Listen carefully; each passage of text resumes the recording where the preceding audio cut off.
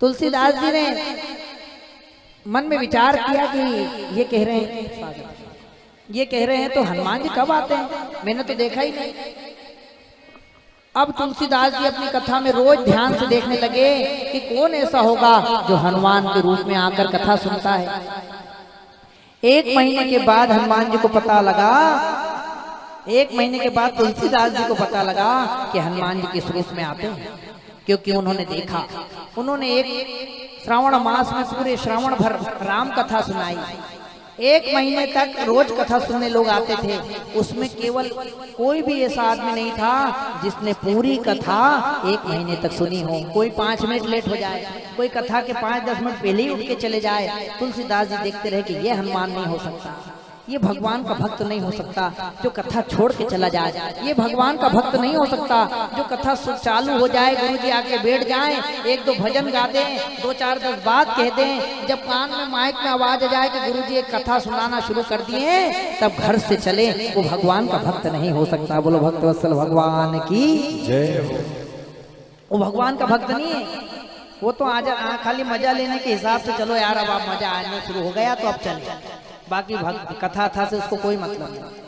इसलिए तुलसीदास जी ने देखा कि यही एक ऐसा आदमी कौन है जिसने महीने भर कथा नहीं छोड़ी। तो उनको लगा एक वहां पर वृक्ष है, उस वृक्ष के पास एक कोड़ी कथा शुरू होने के 1-2 घंटे पहले से ही घिसटाता आकर बैठ जाता था। ऐसे कोड़ जैसे हाथ से काला कलूटा था। पूरी कथा जब समाप्त हो जाती, सायंकाल सारे भक्त प्रसाद लेके चले जाते, हनुमान जी की सेवा में तुलसीदास जी लग जाते, तब धीरे से खिसकता ना जाने कहाँ से चला जाता था, कहाँ से आता था, कहाँ जाता था, किसी को नहीं पता। तुलसीदास जी ने जब महीने भर ध्यान दिया तो उस कोड़ी पर उनका ध्यान गया कि इस कोड़ी नहीं जो कि मंदिर से पांडाल से बहुत दूर एक पेड़ के नीचे बैठ के कथा सुनता था, लेकिन भगवान सामने ही रहता था। सब लोग भीड़ तो आगे आगे घुस के बैठ जाती थी और वो सबसे पीछे एक पेड़ के पास कोड़ी बन के आके बैठ जाते, कथा सुनते और धीरे से गायब हो जाते जब कोई नहीं देखता। ये सत्य घटना बता रहा हूँ और ये बात अपन नहीं कह रहे हैं, तुलसीदास जी ने स्वयं लिखी है। आपके पास अगर रामचरितमानस हो तो आप उसके पहले पन्ने पे ही देखना, तुलसी जी की जीवन चरित्र लिखा है, उसी में कथा आई है। बोलो भक्तवत्सल भगवान की जय हो। और क्योंकि काशी में है इसलिए काशी खंड में बहुत अच्छे रूप से कथा लिखी हुई है, बहुत बड़ी कथा। मैं तो बहुत छोटा बना के सुना रहा हूँ। फिर हनुमान जी जब उनको समझ में आ गया कि हनुमान जी है, तो पूरी कथा के बाद में सब जब चले गए तब तुलसीदास जी कथा पे से उतरे और उतर के गए और जाकर उस कोड़ी को साष्टांग दंडवत कर दिया। उससे पूछा नहीं कि तू हनुमान है क्या, तुम्हारे अंदर हनुमान जी बैठे हैं क्या, कुछ नहीं पूछा। विश्वास हो गया कि हनुमान है, इसलिए जाकर कोड़ी को साष्टांग दंडवत कर दिया और कोड़ी को साष्टांग दंडवत करके रोने लगे। कोड़ी कहने लगा, अरे अरे बाबा क्या करता है तू, पुजारी दूर हट जा, कोड़ तुझे हो जाएगा, मैं कोड़ी हूँ। लेकिन तुलसीदास जी का विश्वास कि ये कोड़ी नहीं, यही मेरे प्रभु हैं, इसलिए छोड़ते ही नहीं। पैर पकड़ लिए, रोने लगे।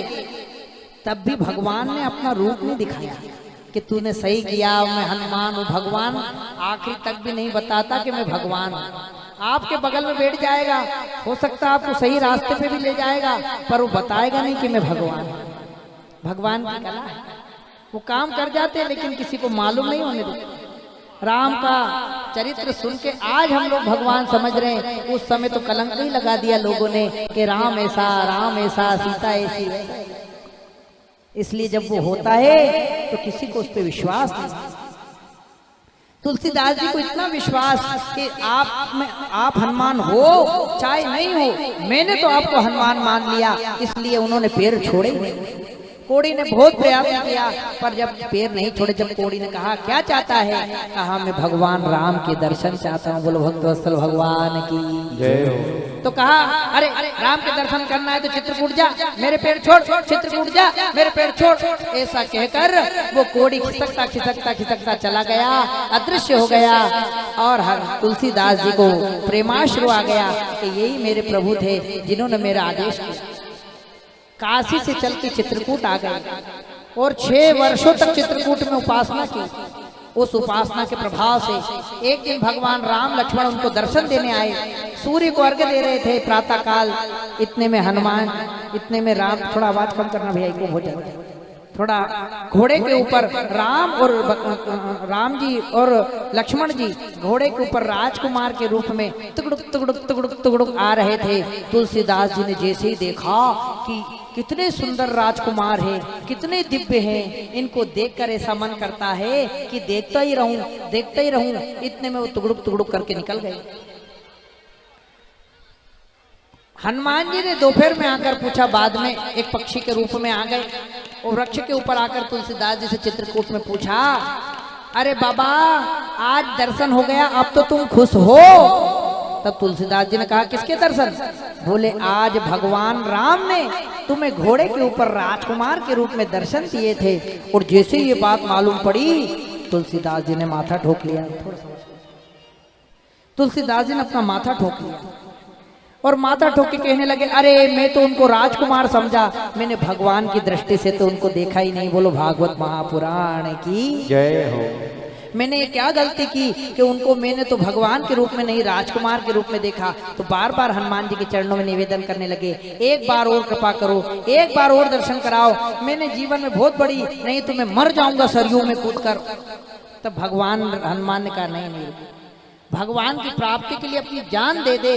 ऐसी जब भगवान की भक्ति आ जाती है तब जाके भगवान की कृपा हो। और हम सोचते हैं 6 वर्ष यहाँ तपस्या की, अनेक वर्ष तक काशी में तपस्या की, जब जाके राजकुमार के रूप में दर्शन हो। और हम सोचते हैं एक माला सुबह करो, माला खत्म होते से ही भगवान के, भैया कई सेवा करूं थारी। हम लोग तो ऐसे जाते हैं। बोलो भागवत महापुराण की। तुलसीदास जी को हनुमान जी ने कहा कि अब राम तुमको ना जाने कब दर्शन दे, एक बार वो दर्शन दे चुके, अब तुम भजन करो। उसके बाद फिर 3 साल तक भजन करते रहे। 3 साल के बाद में एक दिन चंदन घिस रहे थे। उसी समय में हनुमान जी, राम जी आए और राम और लक्ष्मण दोनों छोटे से ब्राह्मण के बालक बनकर आए और कहने लगे, ए बाबा हमारे माथे पे चंदन लगा दो, आप घिस रहे हो। तो वो घिस रहे थे घाट पे बैठ के चंदन। तो भगवान राम और लक्ष्मण ब्राह्मण बालकों के रूप में आकर तुलसीदास जी से कहने लगे कि मुझे चंदन लगा दो।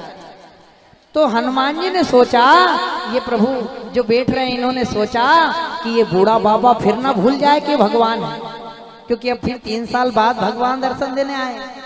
इसलिए तोते के रूप में, पक्षी के रूप में हनुमान जी वही वृक्ष के ऊपर से बोले, चित्रकूट के घाट पे भई संतन की भीड़ और तुलसीदास चंदन घिसे।